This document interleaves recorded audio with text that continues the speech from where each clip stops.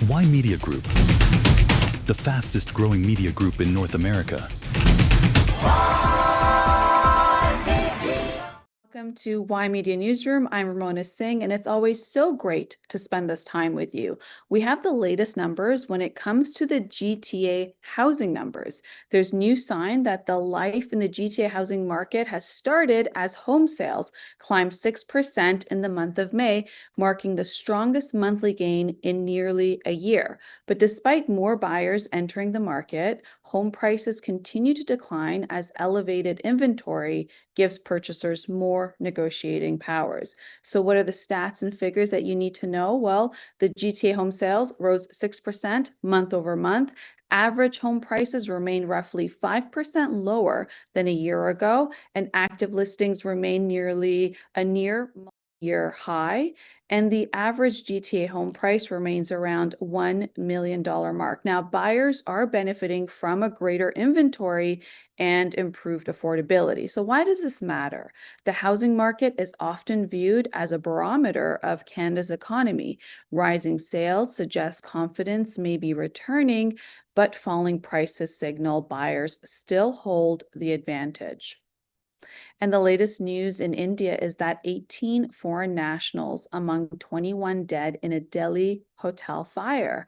This is significant because authorities are investigating what caused the blaze and whether safety violations contributed to one of Delhi's deadliest hotel disasters in recent years. Our stats and facts on this is you have 21 fatalities confirmed, 18 victims were foreign nationals, and emergency crews battled the fire for several hours. Multiple countries are assisting with victim identification. This tragedy is raising fresh questions about fire safety enforcement in older commercial buildings across India.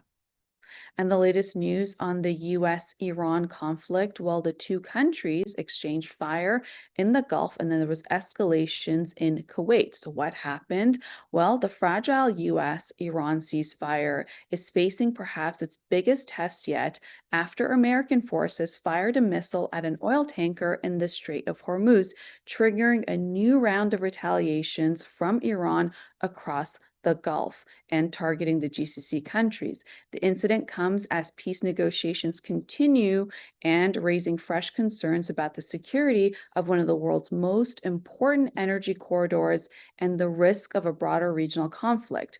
Iranians retaliated with missiles and drones Kuwait's international airport, killing one person, injuring dozens, and damaging the airport's main terminal. Iran's foreign ministry said in a statement that it reserves the right to self-defense, saying Kuwait and Bahrain bore direct and clear responsibility for the attacks, alleging their territory and facilities have been used to support U.S. military operations against Iran.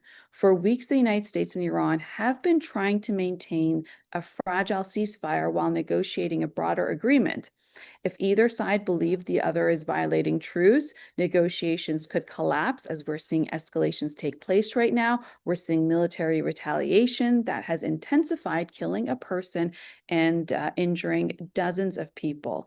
And both sides could return to a direct confrontation. The danger is very significant as the world watches. Now, this conflict is no longer just about US, Israel, and Iran. It is greater in multiple areas when it comes to Iran, Israel, Hezbollah in Lebanon, Gulf shipping routes, and when it comes to the GCC countries that are in direct targets of Iran's missiles, and the US military bases in those regions, and what's happening in the Strait of Hormuz with the blocking of the Strait of Hormuz by Iranian forces, as well as what is happening with the American naval ships that are blocking the Iranian ports. So this is significant as the markets are watching every headline. Investors are reacting to oil prices, tanker security, inflation concerns, recession fears, and what we just witnessed take place in Kuwait.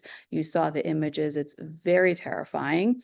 And as President Trump it's near for him as he wants diplomacy and wants to essentially come to a peace plan. And this is when critics are watching and saying that the ceasefire is failing. You had Marco Rubio essentially say yesterday that the war in Iran is over, while this happened happened at the same time. So allies may be losing confidence in the negotiations that are supposed to be taking place, and the pressure could grow for tougher military response on either side. This is quite significant. So this isn't simply a naval incident.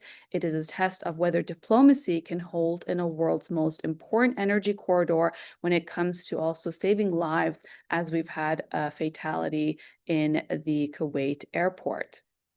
And to that, well, President Trump has confirmed reports that he called the Israeli Prime Minister Benjamin Netanyahu crazy during a discussion over Iran's negotiations, revealing unusual public tension between the two close allies. Well, this was a rare public disagreement between the president and the Prime Minister of Israel. A dispute center on diplomacy versus military pressure on Iran, where the Israeli Prime Minister wants to continue its active military pressure on Iran and also continue in southern Lebanon, moving to even forces in Beirut, the capital of Lebanon. Meanwhile, President Trump essentially has been working to get a peace deal done. So to that, we're seeing this conflict come to surface that a lot of people were saying that perhaps did the US get into this war because of Israel? And that is to be seen. And here in Canada, Pierre Poilievre, the leader of the official opposition and the leader of the Conservative Party, is accusing the Prime Minister, Mark Carney, of hiding as Canada enters a technical recession. So Canada has officially entered this recession period, and the political blame game is already underway. Well, it all rests on the Prime Minister's shoulder as he is the head of the nation. So Conservative leader Pierre Poilievre is accusing Prime Minister Mark Carney of avoiding accountability as the economy contracts for a second straight quarter. GDP fell 0.1% in Q1 of 2026. Canada recorded 2 consecutive quarters of contraction, and business investments have fallen for 5 straight quarters. That's very significant. So therefore, Canada is in a technical recession since the pandemic era. Now, economic performances is expected to dominate political debates for the remainder of the year. President Trump, well, essentially is saying that he's looking forward and ahead to 2028.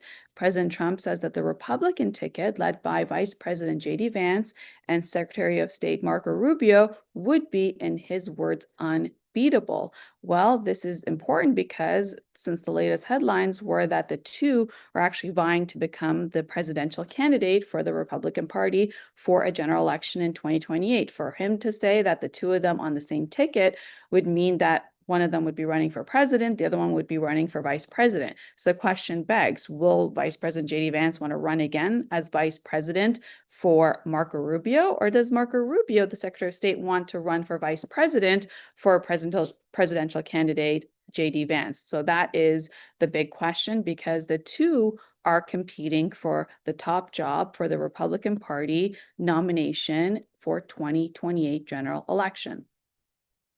And India has condemned Kuwait's airport attack after an Indian citizen was killed. India is demanding answers after the attack near Kuwait International Airport killed an Indian citizen. New Delhi has condemned the violence and called for full investigation.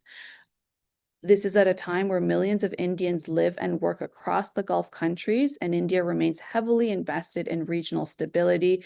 This latest insight is the growing risk posed by the instability in the Middle East for foreign workers, in this case, for Indian nationals.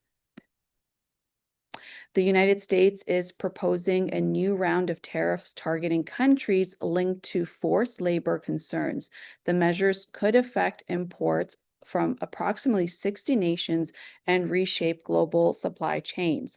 The proposed tariff range is anywhere from 10% to 12.5%.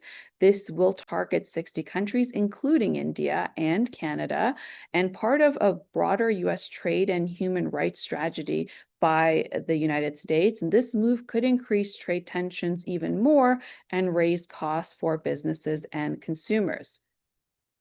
And a major trade agreement between India and the United States is reportedly nearing the finish line. Officials say that the negotiations are now 99% complete. This is significant as US and India trade exceeds $190 billion annually.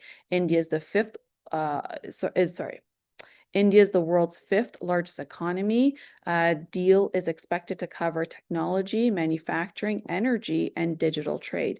The agreement would strengthen one of the world's fastest growing economic partnerships. Wall Street closed lower as investors reacted to rising oil prices and higher yield bonds. The Dow Jones Industrial Average fell roughly 200 points amid renewed concerns over inflation and geopolitical risks. Oil prices rose on the Middle East tension as it escalates with the conflict with Iran, and Treasury yields climbed as investors reassessed inflation risks. Higher energy costs and borrowing costs could weigh on economic growth. The NBA Finals are officially set. The San Antonio Spurs will take on the New York Knicks in a championship matchup featuring one of basketball's most storied franchise and one of the biggest markets.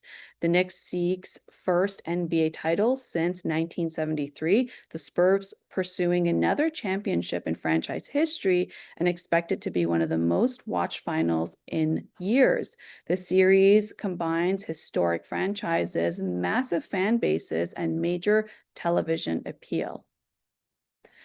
The music world is mourning the loss of Grammy-winning R&B legend Peabo Bryson.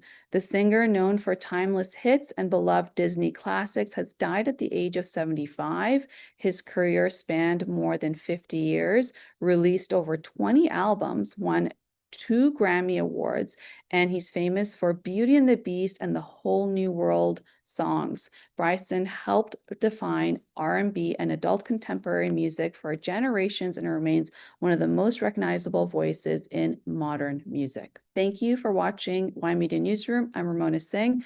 Until tomorrow, take care and be well.